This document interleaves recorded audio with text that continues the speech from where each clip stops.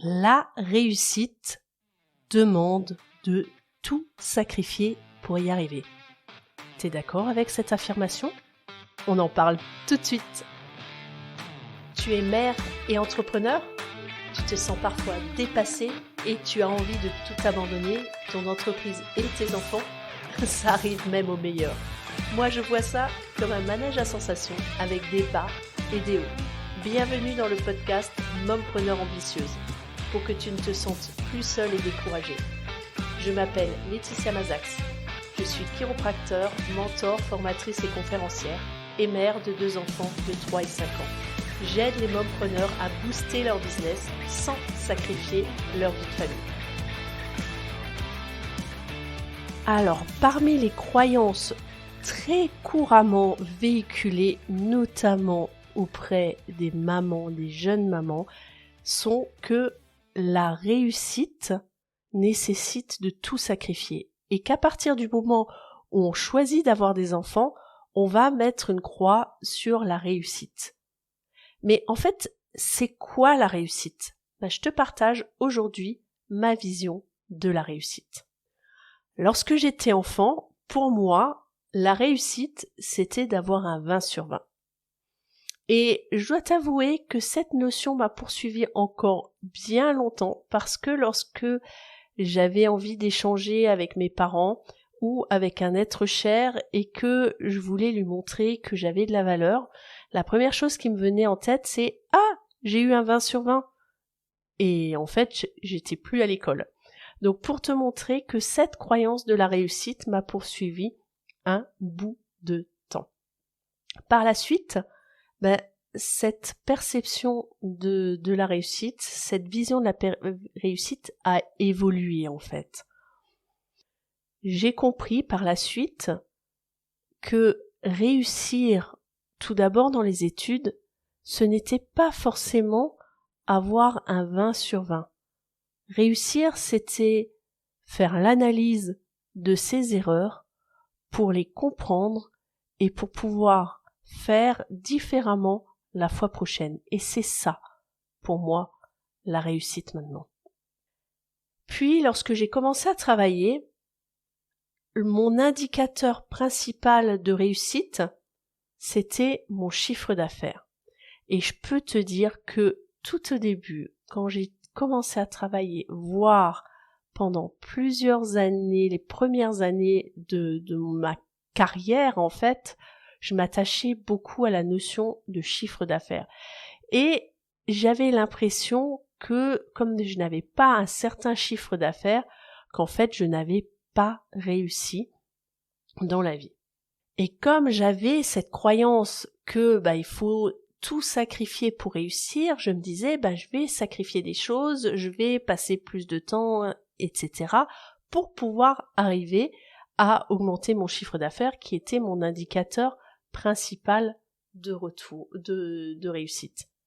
Et du coup, je travaillais, mais en fait, je travaillais sans plan précis, sans plan stratégique. Ça allait vraiment dans tous les sens. Je commençais quelque chose d'un côté, puis j'avais une autre bonne idée que je pensais meilleure que l'autre. Et en gros, on pouvait dire qu'à l'époque, je n'avais pas de suite dans les idées parce que je ne définissais pas de plan stratégique et que je ne maintenais pas assez longtemps mon plan, ma décision, ce que je mettais en place pour en voir les fruits, et je ne mettais pas en place un suivi assez régulier. Et du coup, au bout de quelques semaines, parfois 1 ou 2 semaines même, j'abandonnais ce que j'avais mis en place pour passer à autre chose.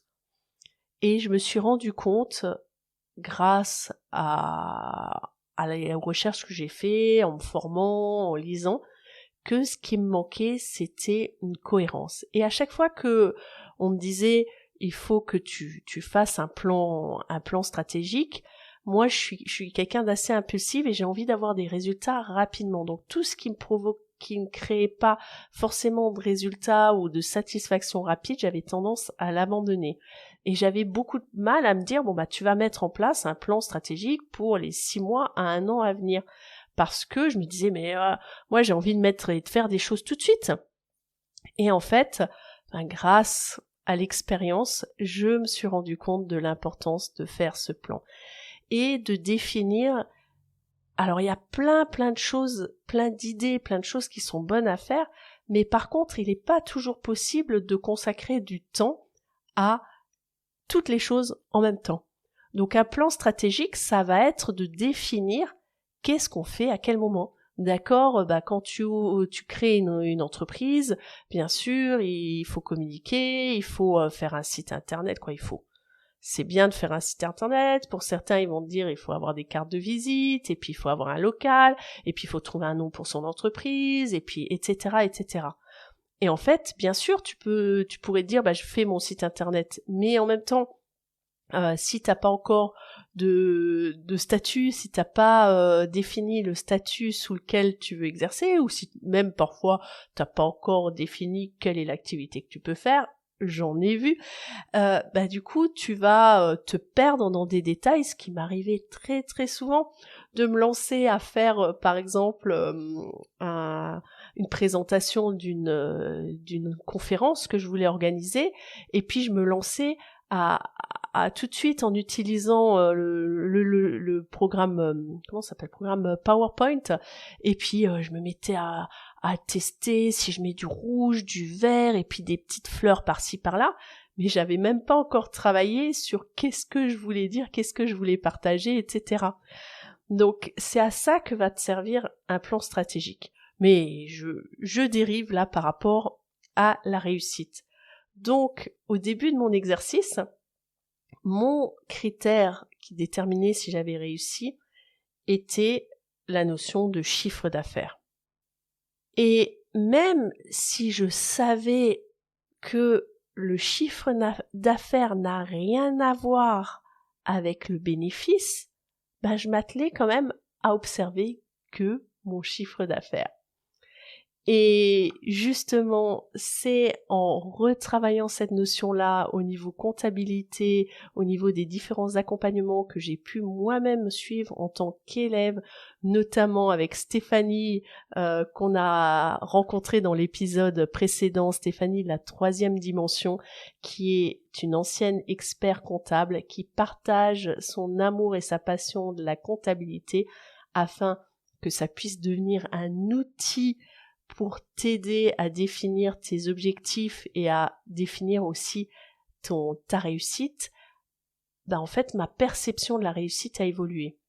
Maintenant, je m'attache plus seulement à regarder quel est mon chiffre d'affaires, c'est un élément important, mais j'analyse aussi d'autres critères, par exemple l'évolution de mes charges, et dans mes charges, je décortique les différentes charges, les charges qui sont indispensables et celles qui sont optionnelles, et je vais pouvoir jouer là-dessus. Puis ensuite, ma perception, ma vision de la réussite a encore évolué. Elle a évolué notamment lors de l'arrivée de mes enfants. D'abord du premier, bien sûr, et je me suis rendu compte que ce qui déterminait ma réussite était aussi profondément lié à la réussite personnelle, à réussir à faire en fait ce que moi j'ai envie de faire. Et c'est là où la réussite qui était une notion, une perception sociale, j'ai envie de dire, qui m'était imposée, est devenue une notion personnelle. Qu'est-ce que moi je décidais qui était la réussite pour moi? Et la réussite pour moi, c'était d'avoir pu avoir un enfant, premièrement. Ensuite, de réussir les petits défis, de savoir s'en occuper, de comprendre ce qu'il a quand il pleure, etc. Et ça, c'était une réussite également pour moi. Donc ma vision de la réussite a évolué. Pour moi, la réussite, c'est aussi maintenant une notion de savoir est-ce qu'on est capable de faire ce que l'on aime faire. Et ce qu'on fait, est-ce qu'on l'aime? Ça va dans les deux sens. Est-ce que tu aimes ce que tu fais? Est-ce que tu fais ce que tu aimes? La réussite, c'est trouver du sens à ce qu'on fait également. Je vois tellement de personnes, que ce soit dans mon cabinet de chiropraxie ou que ce soit dans les femmes que j'accompagne, qui sont à la recherche d'un sens de ce qu'elles font, et ça, c'est capital. Et la réussite, c'est aussi me sentir bien, me sentir épanouie dans ce que je fais. Donc je me pose simplement la question régulièrement, Est-ce que t'aimes ce que tu fais? Est-ce que lorsque tu vas au travail, t'as plaisir à aller au travail? Et cette vision a encore évolué. La réussite pour moi, c'est réussir à équilibrer mes différentes sphères de vie. Ma sphère professionnelle, ma sphère familiale, ma sphère personnelle moi-même. Est-ce que je suis équilibrée? Est-ce que j'arrive à faire du sport? Ma sphère aussi amoureuse. Comment ça se passe avec mon amoureux?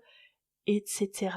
Ça, c'est aussi un gain de réussite. Est-ce que j'arrive à équilibrer ma vie? Parce que c'est pas toujours si évident. Et ma vision, c'est que réussir à équilibrer sa vie de manière générale, c'est un équilibre que j'appelle dynamique, qui change continuellement et il faut s'y adapter en fonction de nos envies, de nos besoins. Et dernièrement, la dernière vision que j'ai de la réussite, pour moi, c'est le fait d'impacter, d'avoir un impact sur la vie de quelqu'un.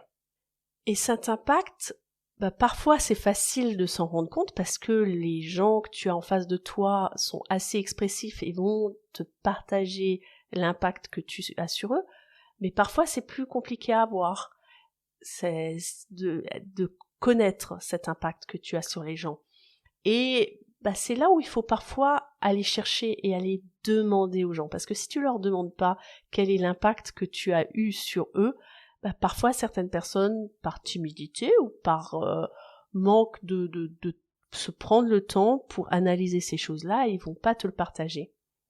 Et j'aimerais te partager aujourd'hui brièvement une prise de conscience d'impact que j'ai eu sur une personne dont je n'avais même plus conscience que j'avais eu cet impact. Il s'agit en fait d'une étudiante que j'ai eue lorsque j'enseignais la chiropraxie. Et cette étudiante un jour est venue me voir en me disant qu'elle avait des douleurs pendant ses règles. Et je lui ai proposé de la soigner. Et suite aux soins, elle allait mieux. Mais je n'en savais pas forcément grand-chose. Je crois que la semaine d'après, je lui ai demandé, elle me dit « Ah, ça va mieux », mais j'ai pas forcément fait un suivi parce que elle m'avait demandé de la voir à la fin d'un cours, donc c'était pas tout à fait dans un cadre clairement établi, donc du coup on n'a pas mis en place un suivi pour que je puisse avoir ce retour. Et cette étudiante, il se trouve que je l'ai revue, je pense bien une dizaine d'années après, dans un tout autre contexte, dans un contexte de formation professionnelle, et cette étudiante vient me voir et me dit « Au fait, tu sais que depuis que tu m'as soignée, ça a révolutionné ma vie et je n'ai plus jamais eu de douleur pendant mes règles. » Et c'est là où je dis que c'est ça pour moi la réussite, c'est d'avoir un impact sur les gens. Et parfois on n'en est pas conscient de cet impact.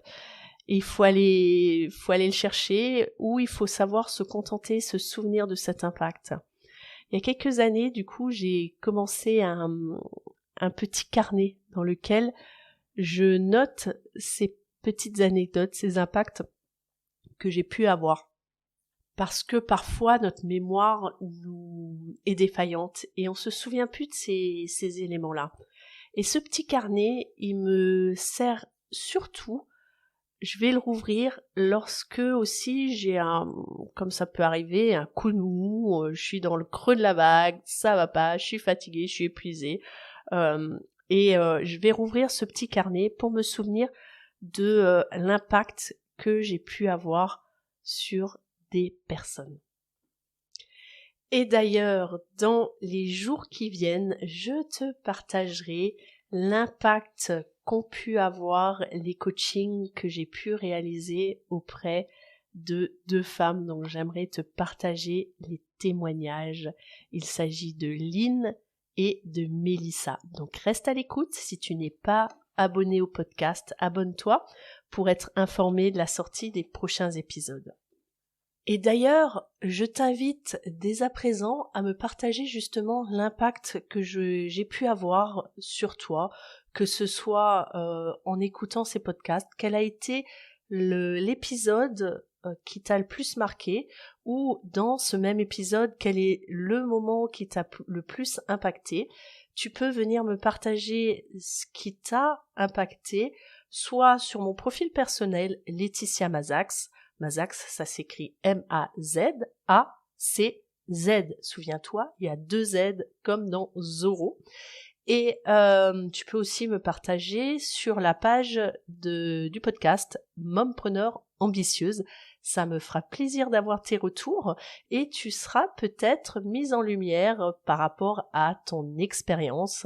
Rassure-toi, hein, en fonction, si tu souhaites être mise en lumière complètement et que je cite ton nom, c'est ok. Si c'est pas ok pour toi, bah je le partagerai. Je pourrais même utiliser un pseudo. On te partagera juste ton retour sans mentionner ton nom. Donc, partage-moi ton retour. Qu'est-ce qui t'a le plus impacté dans cet épisode, même s'il n'est pas fini, ou dans d'autres épisodes, ou dans les accompagnements ou les rencontres qu'on a pu avoir ensemble. Alors, pour atteindre une réussite, il est important d'avoir un bon équilibre mental aussi. Et ça, c'est vraiment un élément capital que j'aborde auprès des femmes que j'accompagne et qui sera abordé dans le programme Mompreneur Ambitieuse qui va débuter début 2024. C'est cette notion d'équilibre mental et comment est-ce qu'on le met en place. Ça s'entretient, cet équilibre mental, cette santé mentale pour te permettre de maintenir tes objectifs vers la réussite.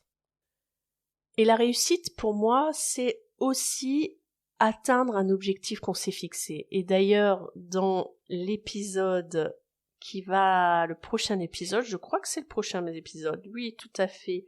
Dans le prochain épisode, je te parlerai d'une des réussites que j'ai vécues et pourquoi je considère que c'est une réussite, parce que j'ai atteint l'objectif que je m'étais fixé. Donc, reste à l'écoute, tu t'en sauras plus sur cette grande réussite dans le prochain épisode. Donc la réussite, je te le disais, c'est atteindre un objectif. Et pour ça, il est important de se fixer des objectifs aussi. Des objectifs définis dans le temps, définis de manière chiffrée.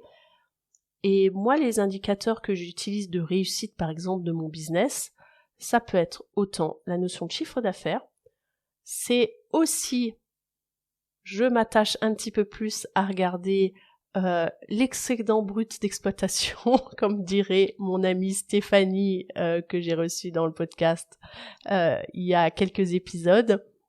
C'est-à-dire, comme dit mon chéri, qu'est-ce qui te reste sous le trait après avoir enlevé tes charges? Ça, c'est vraiment, vraiment capital. C'est un élément que je regarde de manière plus précise. Je regarde l'importance de mes charges et où est-ce comment elles se sont réparties.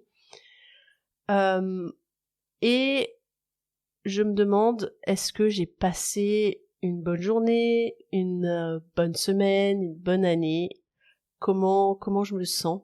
Et ça, c'est des éléments, des indicateurs auxquels je vais donner une note, tout simplement pour pouvoir tracer un petit peu l'évolution de mon état de satisfaction sur ma journée.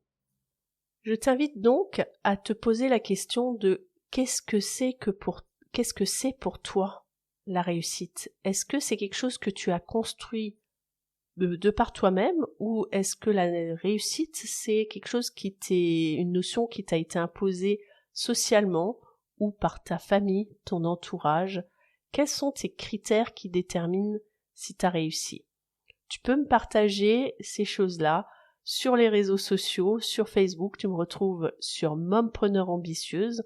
Tu peux également le partager dans le groupe Mompreneur Ambitieuse, ou tu peux partager ta vision de la réussite sur tes réseaux sociaux et pense à me taguer Mompreneur Ambitieuse ou Laetitia Mazax, M-A-Z-A-C-Z.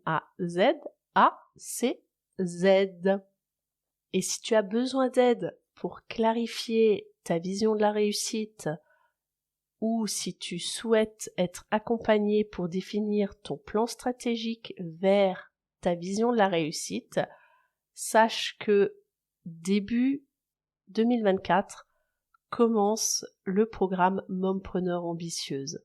Pour en savoir plus, rends-toi dans les descriptifs de cet épisode, tu auras le lien pour te préinscrire, Le lien également vers mon agenda Calendly si tu souhaites prendre un rendez-vous pour que je puisse répondre à tes questions et voir en quoi et comment surtout je peux t'aider. Et je te dis à bientôt pour un nouvel épisode. À ciao!